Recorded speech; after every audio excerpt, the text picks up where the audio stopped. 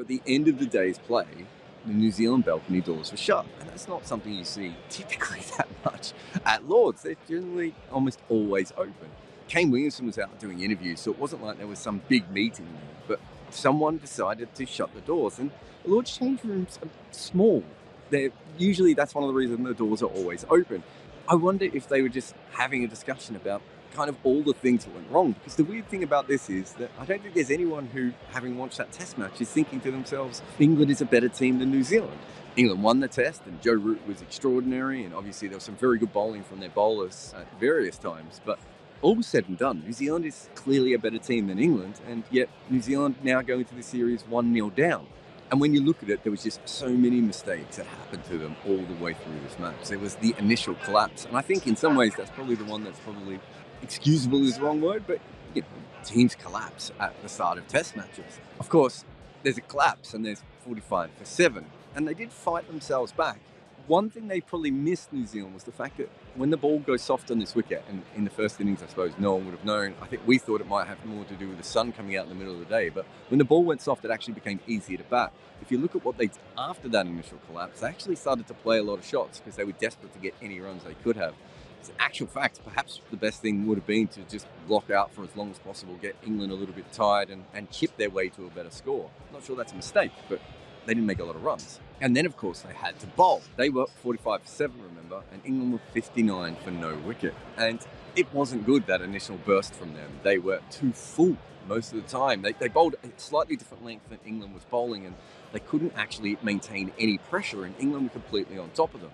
Obviously, they pulled themselves massively back to almost end up with a lead, which was incredible. But gifting so many runs early on, especially to Zach Crawley. Zach Crawley's going to drive anyway. You don't need to overpitch to Zach Crawley. Hitting a nice length, he will try and hit through the line. Once they did that, they got him out very soon after. And when they did get completely on top of England, and it was almost par at the end of the first innings, I thought, well, this is New Zealand's game now. Except they collapsed again. And the second innings one, obviously Broad and Anderson are incredible bowlers, and Potts was in some beautiful form. That's why he's been sort of dropped into this side. But at the same time, it did feel a little bit like they shouldn't be losing that many wickets again. Like, I think we knew at that point that all they had to do is just get past that hard ball. This was a hard ball wicket. For whatever reason, these current Dukes balls seem to be getting very soft at the moment, and after around the 30, 35, 40 over mark, it gets a lot easier to batting. Sometimes it's earlier than that, and sometimes it's later, but you have to do the hard work, and New Zealand lost so many wickets early on. They also lost the unfortunate wicket of Conway.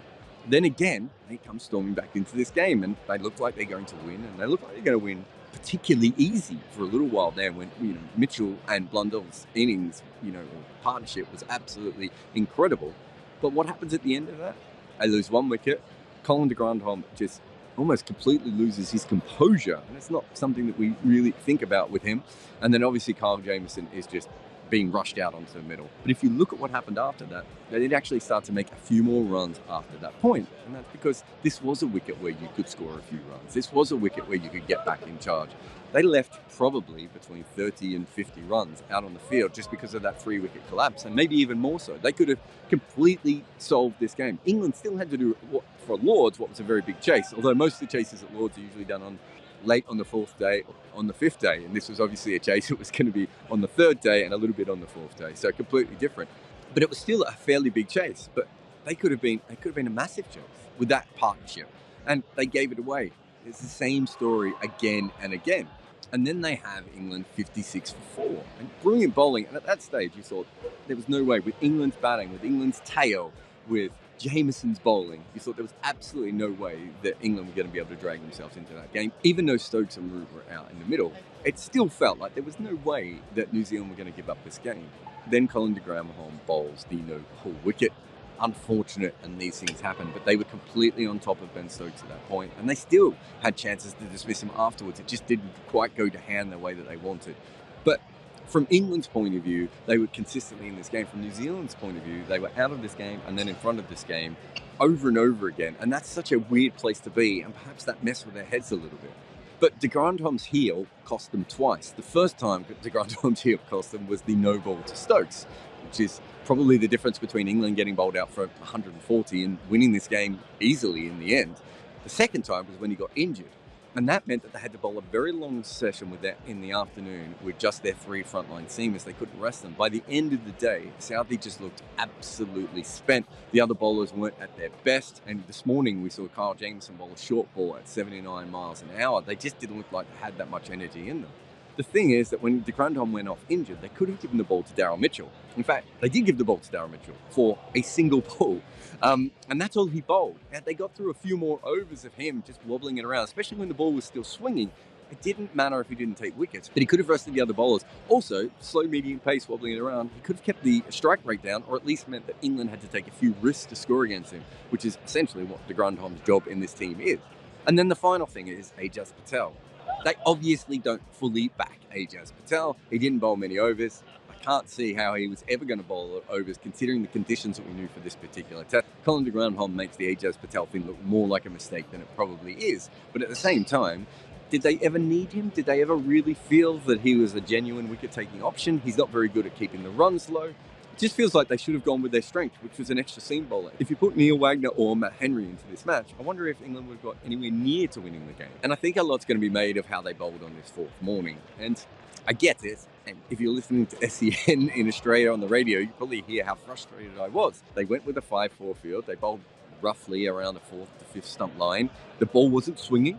Wasn't doing anything off the surface. The pitch was quite flat as well. Occasionally the ball would shoot a little bit low, but not low enough to probably get them any wickets. And they just kept with it for the longest time, really, until it got to within about 20 runs. There was only one bowling change, and that was because Kyle Jamieson at the start of the day was stuck at the wrong end, so Southie had to bowl an extra over. They basically just went with Bolt and Jamieson for a very long time, and then they went with Southie on top of it, all kind of bowling very normal bowling. Why didn't they try and bounce Joe Root? Even if to say to him, every run you're going to score now is going to be a hook shot, which comes with an added bit of extra chance of a wicket. They could have hung the ball really wide, had a 7-2 field. They could have tried cutters. They could have tried Ajaz Patel. And instead, England, and of all the teams, with the shaky tail and Ben Foakes kind of, if not playing for his career, at least playing for his summer, kind of eased themselves there. Yes, the conditions were in their favour. Yes, the New Zealand bowlers were a little bit more tired than they should have been, although, to be fair, we are just on the 4th morning. They haven't done that much bowling.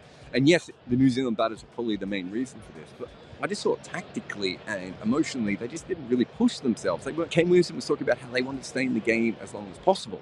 You can probably see the balcony behind me. The doors are open now and they're out there relaxing. But I do wonder when the doors were shut, what they were talking about. This for me was a test match where New Zealand just made a lot of mistakes that they didn't need to make. They're now 1-0 down, but they are a better team than England. They should be able to still come back and win this series, but they've given England a huge advantage, which is fair at the moment. England kind of need a huge advantage because their batting is Joe Root and a bunch of other guys around him.